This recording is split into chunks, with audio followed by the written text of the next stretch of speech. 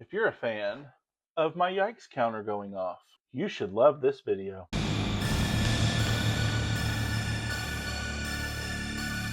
Welcome back to Tie Town Reviews, another scorching installment for Summer Scaries. This is episode 12, Freddy's Dead, the not so final nightmare. We're tackling the sixth entry in the Nightmare on Elm Street franchise, the one that was supposed to put Freddy in the ground for good. Freddy's Dead released in September 1991. We had What's Freddy's New Nightmare, reboot. I guess it kind of did kill the franchise. There's that. First, we're going to talk about behind the camera. Rachel Talalay. Rachel Talalay. Maybe? Anyway, she makes her directorial debut here. Though she'd been a fixture in the franchise for a while, she produced The Nightmare on Elm Street 4, The Dream Master, which is very puzzling for the direction she goes in this film. And she had her hands in nearly every previous installment. Why was this one so bad, Rachel? According to the Never Sleep Again documentary, Talalay actively campaigned for the directing job. Again, you've been in the franchise. You've seen the ups and downs. Yeah. Right, Rachel? Yep. Yes, ma'am. Why was this so bad? Did you think 5 was a success? Truly? Talalay came in with a very specific vision. She wanted to make this entry slightly more fun, influenced heavily by her work on John Waters' Crybaby and the surreal dark comedic tone of David Lynch's Twin Peaks, which was airing during this production. That's aligned with Nightmare 4. Why couldn't this have been more like Nightmare 4? She also made the bold choice to drop the Part 6 numbering entirely, the Nightmare on Elm Street name entirely, and just put out Freddy's Dead, the final nightmare. To give it a sense of finality, I mean, the script you went with did that. Speaking of that, the screenplay was written by Michael DeLuca, who would go on to become a 3-time Oscar nominee and eventually a chairman of MGM. Did you choose to make this movie so bad? Talalay herself contributed to the story. Interestingly enough, before DeLuca came aboard, both Peter Jackson, yes, that Peter Jackson, and Michael Almereyda submitted treatments that were rejected, and Jackson's unused script titled The Dream Lover featured teenagers taking sleeping pills to enter Freddy's world and mess with him while a police officer was put into a coma to permanently reside in Freddy's realm. Tyler rejected these in favor of her own approach, which included exploring Freddy's backstory in ways the franchise had never attempted before. Rachel, respectfully, honey, they were all bad ideas. Throw it all away. Let's talk about the technical side. The special makeup effects were headed by John Carl Buechler, returning to the franchise after his work on The Dream Master. Buechler also contributed to the 3D Freddy Vision climax that dominated the film's final 10 minutes. The 3D effect was eliminated for VHS and most TV broadcasts, but was reinstated for DVD and Blu-ray releases. The effects are a mixed bag, though. Carlos's exploding head is genuinely effective and disturbing, and the hearing aid parasite that happens to his ear later is a solid piece of body horror. The video game sequence where Spencer is trapped and it looks like cheap CD, Zelda, whatever. It has not aged well at all. The Power Glove scene is memorable for the wrong reasons. It's so dated and it loops back around to being absurd. The 3D climax features some truly questionable CGI dream demons that look like they escaped a certain anatomy part of a man. The score. The original instrumental score was composed by Brian May. Not the Queen guitarist, but the Australian composer known for Mad Max and The Road Warrior.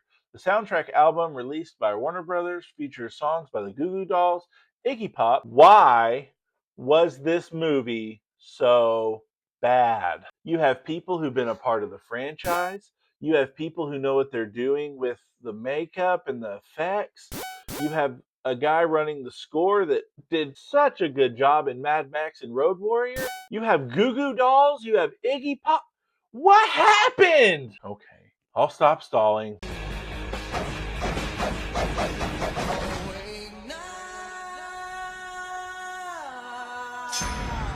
The film opens with a title card, 10 years from now. We're in a dystopian future where Freddy Krueger, played once again by Robert Englund, has apparently succeeded in killing every single child and teenager in Springwood. The town is a ghost town populated only by insane adults who hallucinate invisible children. We meet John, played by Sean Greenblatt, the last surviving teen who finds himself in a nightmare where he's sucked out of a plane and back into his house, and it's falling from the sky, and Freddy shows up on a broom with a quip. I'll get you, my pretty, and your little soul, too! Before the house crashes on the ground, and he escapes just as the house makes contact, finding himself in Springwood proper, a creepy ticket seller played by Bob Shea, a longtime franchise producer, in his first cameo, I believe, since Part Two's gay bar scene where he played a bartender. He gives him a bus ticket, and then Freddy just appears driving a bus, ramming John and sending him flying through the town's barrier, a supernatural boundary Freddy cannot cross. If you notice, it's nighttime, but the barrier, it's daytime. This is supposed to be because it's not the actual dream world. Sure, whatever. John hits his head on a rock and is knocked unconscious. When he wakes up, he's an amnesiac with no memory or who he is, why he's there. Freddy, watching from the other side of the barrier before it seals, orders John to be a good doggy and go fetch. Cut to Central City, where we have Green Arrow. No, wrong franchise, I guess. Cut to Central City, where we meet our main cast at the Recovery House Youth Shelter. Dr. Maggie Burrows, played by Lisa Zane, is a counselor working with troubled teens. We meet Spencer, played by Brecken Meyer, a stoner and video game addict with a serious destructive tendency. He sets cars on fire and builds pipe bombs. His overbearing father, played by Michael McRae, visits to express disappointment, but Spencer wants to be himself, man. We also meet Tracy, played by Leslie Dean, a tough, no-nonsense teen with martial arts and boxing skills. She's a survivor of sexual abuse by her father and has a fierce, aggressive spirit. She doesn't like being touched and carries deep trauma. I mean, yeah, fair enough. With or without the trauma, fair enough. And then there's Carlos, played by Ricky Dean Logan, a hearing impaired teen who was physically abused by his mother, leaving him deaf in 1 year and forced to wear a hearing aid. As badly as this movie is steered by either the director, producers, the writer, all three, all both, I like the cast. Carlos and Tracy specifically are fun characters that are easy to like. John Doe is picked up by police and dropped off at the shelter where he becomes Maggie's newest patient. He's terrified of sleep, knowing that if he falls asleep, he won't wake up. Maggie finds a newspaper clipping in his pocket from Springwood about a Kruger woman still missing and decides to take him out on a road trip to Springwood to jog his memory. I mean, that makes sense. I guess that makes sense. You have an amnesiac patient, but he has something from a specific town. I guess it would make sense to take him there. Tracy, Carlos, and Spencer are stowaway on Maggie's van, planning an escape from the shelter. They're discovered when John has a hallucination of a little girl yelling, "Go back!" And he grabs the steering wheel, nearly wrecking the van just outside of Springwood. They arrive at a pathetic, dilapidated town fair with no children in sight, only creepy adults. A childless woman named Ethel, played by Roseanne Barr, tries to adopt them only to be dragged away by her husband, the childless man, played by Tom Arnold, who warns that the children bring him, meaning Freddy, obviously. This is an interesting idea that Freddy vs. Jason would later adopt and project much better than this film. Maggie and John head to a local school while the three teens are supposed to call for help and leave. At the school, they find a classroom where an insane teacher, played by Matthew Faison, lectures to empty chairs and Freddy 101, complete with a timeline of Freddy's murders down on the blackboard, even though it's got all kinds of stuff.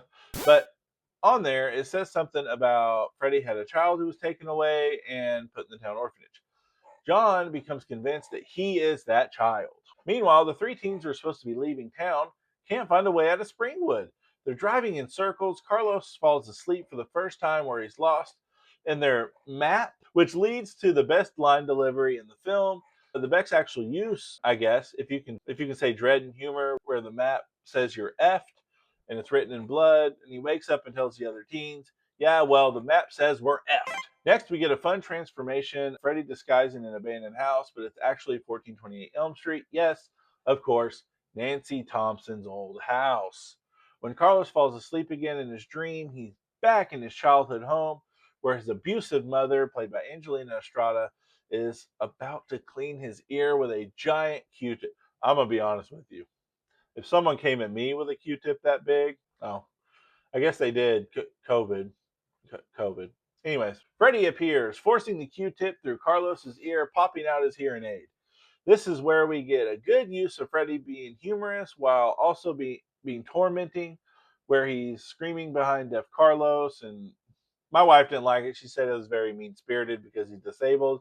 I mean, I get that. For all of the faults of Freddy Krueger, I mean, he is a pedophile, right? Of all the faults of Freddy Krueger, he is an equal opportunist killer. You know, everybody gets the same treatment. Carlos is tossed into Freddy's old boiler room where his hearing aid is returned, but it's been demonically modified. It latches onto his ear like a parasite and amplifies every sound to a deafening level. Freddy torments him by dropping pins that sound like explosions, then scrapes his bladed glove against a chalkboard. This is where it went a little too far with this kill, with the whatever. The screeching vibrations cause Carlos's eyes, nose, and ear to bleed till his head just literally explodes. Freddy catches the hearing aid and jokes, "Nice hearing from you, Carlos." In the real world, all that's left is the hearing aid on the bed because Freddy killing kids has always erased them. Yikes. Spencer falls asleep on the couch while smoking pot, but not before the movie decides to show marijuana as a hallucinogenic drug, something that it's for sure not. After a quick cameo by Johnny Depp as Glenn in a quick spoof of This Is Your Brain on Drugs commercial. This is an interesting idea to dive into with Freddy killing kids. He holds their souls prisoner, basically, so obviously this is something he could have had happen. But I don't know if you remember Dream Master, Miss Talalay, the movie you produced. Alice sets the souls free when she kills Freddy. We see the souls go free. Does this movie exist in an alternate timeline where Alice didn't defeat him in 4? I mean, whatever, man. You're messing up your own continuity and you worked on the film. Spencer gets sucked into television by Freddy, finding himself in a psychedelic video game where he's being attacked by enemies resembling his father and Freddy's in-game spirit. In the real world, Spencer's body begins bouncing around like a cartoon character, being controlled by an unseen force. Maggie, Tracy, and John return, finding him running amok. Tracy and John enter the dream world to help after a short exchange where John makes Tracy knock him out when she knew a way to just put herself into trance to enter the dream world. Tracy manages to disconnect Freddy's controller, but Freddy retaliates using I believe my notes say, power glove. Yeah, you know, the Nintendo accessory. The power glove! For stomping him into the game, causing his real body to convulse. Spencer is ultimately knocked into a pit in the house, falling through rotten floorboards into what appears to be hell. Freddy celebrates, "I beat my high score." Here's the thing about this. I don't mind this nightmare sequence and the whole video game thing. I don't mind it. It's actually kind of fun. But again, the issue is what we see in the real world. The deaths always look like some sort of natural disaster or self harm of some sort. But in this movie, we have bodies disappearing or being erased. And with Spencer, we have him bouncing around like Bugs Bunny. I will concede to the fact that in previous films, we had Tina being flung around her room. We had Glenn get sucked into his bed. But they were horrific to see and experience, whereas this is just cartoonish, goofy, and stupid. And it's not to mention not frightening to the characters witnessing it. They're confused, not scared. Fix your script! Maggie wakes Tracy up and they try to get John out of Springwood, but John is still asleep, dreaming he's back in his burning house. He jumps out the window and finds himself falling through the sky with a parachute. Freddy appears in the parachute with him, and John realizes he knows why Freddy didn't kill him. But Freddy mocks him, asking if he thinks he's his daddy, and reveals he's only been using John to get to his daughter. Plot twist. Freddy cuts the parachute lines and John plummets towards a bed of spikes that Freddy casually slides underneath him like he's in a Looney Tunes short. John is critically wounded in the real world and dies in the van before he can tell Maggie that Freddy's child is a girl, and his body vanishes. Back at the shelter, Maggie discovers that no one remembers Carlos, Spencer, or John except Doc, played by Yaphet Kotto, a hippie dream therapist who has learned to control his dreams.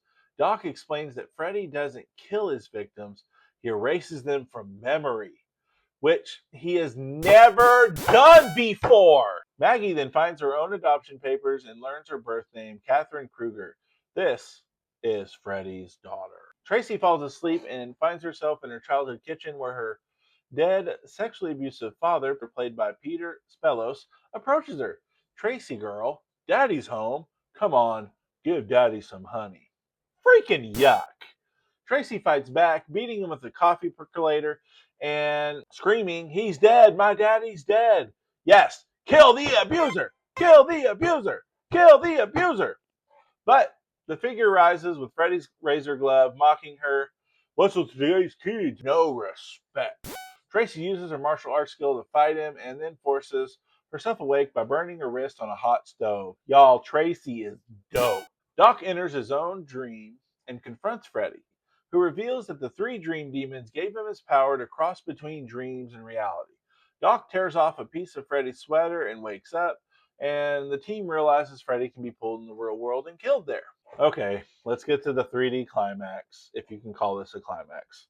Maggie enters the dream world wearing 3D glasses. She put on 3D glasses.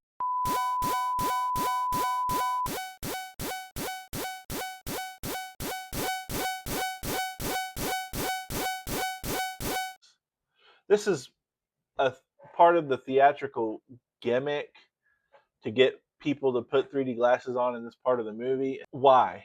Why? She walks into Doc's Dream Demon poster and enters Freddy's mind, witnessing his memories in this order. Young Freddy, played by Chesson Shermer, in grade school, smashes a pet hamster with a hammer while classmates chant, "Son of 100 maniacs." Then, teenage Freddy, played by Tobe Sexton, practices self-mutilation with a straight razor. Adult Freddy, just before his death, surrounded by a mob of parents accusing him of being a child killer. They burn his quarters with a Molotov cocktail, and the dream demons enter his body, giving him the power to be forever. And then finally, Maggie witnesses Loretta Kruger, played by Lindsay Fields, discovering Freddy's secret room full of claw glove prototypes and newspaper clippings. Freddy chokes her to death while young Catherine watches. Freddy tells his daughter that Mommy was given medicine for snooping in Daddy's special work. And we get Maggie all of a sudden dressed as a little girl. I think this was supposed to be some sort of acknowledgement of her accepting who she is, that she is Catherine Kruger. I don't know, man. Yikes. Maggie pulls Freddy into the real world. A fight ensues in the shelter. Maggie disarms Freddy, pins him to a support beam with knives and sharp objects, and under his urging, puts on his claw glove. She stabs him in the chest. Then Tracy throws her a pipe bomb, which she sticks in his chest. "Happy Father's Day," she says, kissing his cheek before escaping with Tracy and Doc. Freddy looks, of course, into the camera and mutters, "Kids," before exploding.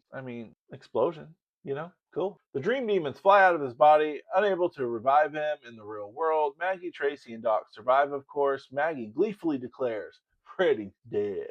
What a relief! Just roll the credits. Killer Evolution. There isn't one. He's a cartoon character now. Additional positive and negatives. Ready to go? First up, the positives. Robert Englund. He is giving 100%. 110%, really. Even when the material is beneath him, England's commitment to the role is undeniable. He's having a blast and that energy is infectious. In the last film, it was like he wasn't even trying. But in this film, I think he's having more fun, like he did in Dream Master. The Carlos kill sequence is genuinely creative and disturbing. The hearing aid parasite, the sound-based death are inventive. And England's puns, while groan-worthy, do fit the sadistic tone for that kill. This film has a unique dual final girls.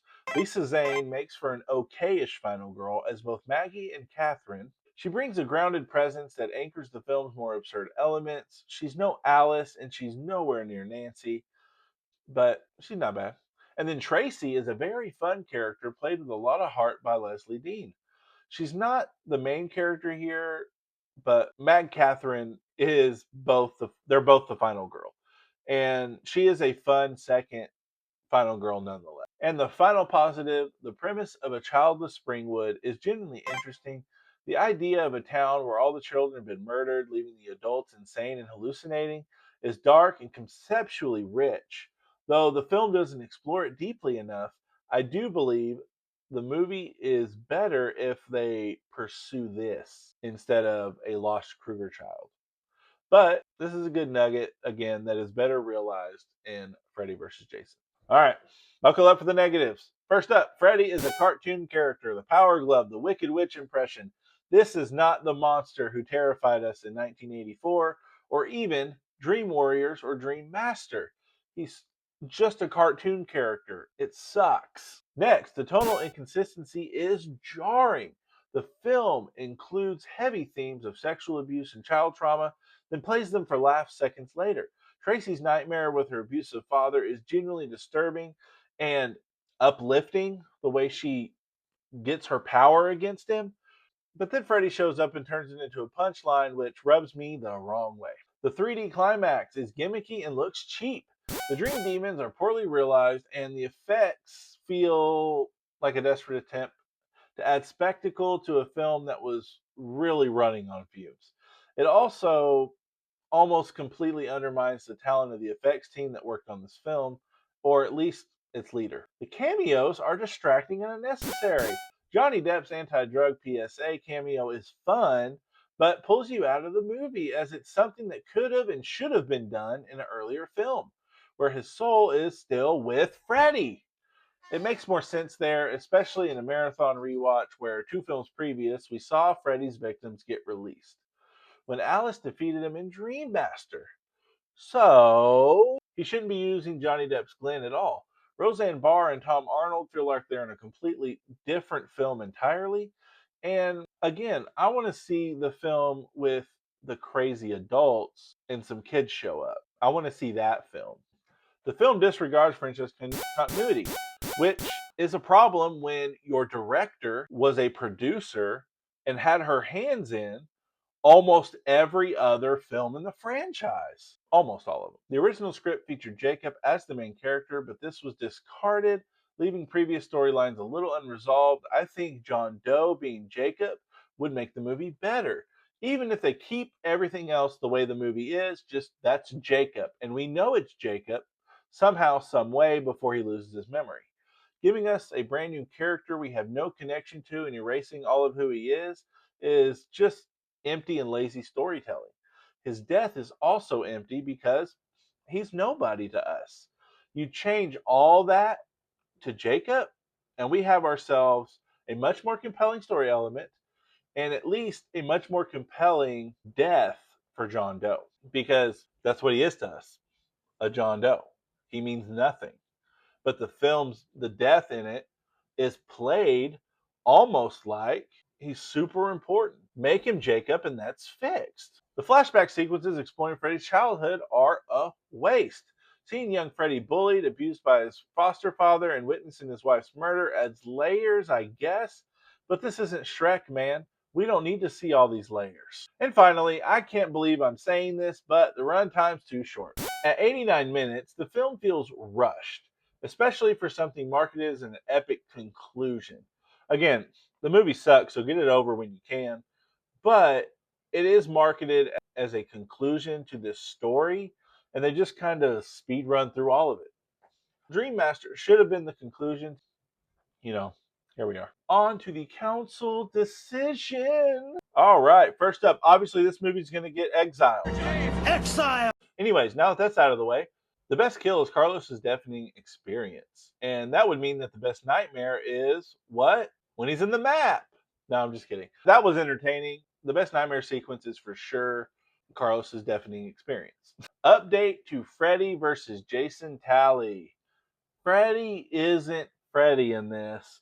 By far, the point goes to Mr. Voorhees. So, where does Freddy's Dead land in the Nightmare Pantheon? Honestly, it's a fascinating failure. Rachel Talalay came in with ambition, a distinct vision, and a desire to send Freddy out with a bang. She gave us a film that's part cartoon, part trauma, part 3D gimmick, part franchise retrospective. It's messy, it's inconsistent, and it's often genuinely bad. but it's never boring, so there's that. Why did the film go so heavy into cartoon Freddy? Well, here's the thing. By 1991, Freddy Krueger had become a victim of his own success. He was on lunchboxes, for God's sake. He had his own TV series. He was a Halloween costume staple. He still is. The character had evolved from a nightmare into a mascot. Freddy's Dead leans into this reality rather than fighting it. Freddy breaks the fourth wall. He makes Nintendo puns. He operates like a Looney Tunes villain because, frankly, that's what the character's become. The problem is this approach completely undermines what made Freddy terrifying in the first place. Wes Craven created him as a figure of pure primal fear, a child murderer who could get you in your sleep, the one place you should feel safe. I mean, people literally get tired of being awake sometimes and just escape the world by going to sleep. The idea of Freddy is that he takes that escape away. And the idea behind that is scary by default and quite traumatizing. By Freddy's Dead, he's a punchline. The film tries to have it both ways, including genuinely dark material about child abuse, sex trauma, and a serial killer psychology, but then immediately undercuts the darkness with pun and visual gags. And it's total whiplash and it's severe. So, Miss Talloway, you failed. You failed big time. You failed yourself for the film. You failed Robert England in this movie, and especially since it's almost his finale in this movie, you failed big time. Again, it's not just you. You know, Bob Shea had a hand in it. These other producers had a hand in it. Your writer had a hand in it. But like Dream Child, this is a conundrum because it's so bad, it's almost fun. I won't say good, almost fun. The DNA for a fun and interesting movie is there, but they miss so hard. Would I recommend it? If you're a franchise completionist, sure. But if you're looking for a good random horror or slasher, put any of Nightmares 1 through 4 on, not this. This movie failed so much, but has interesting ideas that aren't fully realized. A better director willing to take more ideas rather than her own, and we probably have a decent movie. I give this 1.5 bad cartoon slasher killers out of 5. Thanks for joining me for this episode of Summer Scaries. Next time, we're keeping the nightmare alive, or maybe we'll finally let Freddy rest in peace? Nah, we're going to be in Wes Craven's new nightmare. Until then, don't fall asleep. Don't forget to like and subscribe and hit that notification bell. This is Steve signing off. I'm getting the heck out of here. Goodbye.